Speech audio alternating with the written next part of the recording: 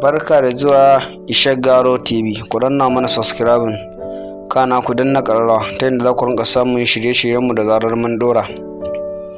Barka da shigowa wannan tasha tamu ta alkhairi. To yau dai wannan za mu kawo muku wannan labarai ne kai tsaye daga Ishagaro TV. Wasu shahararrun ɓarayi ne yau Allah ya sa dubunsu ta cika, waɗanda sojoji suka kama su, suka kama su da harkar satar wayoyin mutane. Za a kama mutum a ƙwace wayarsa, a ƙwace abin da ke jikinsa, kana a kashe shi. To yau dai Allah ya yi dubunsu ta cika.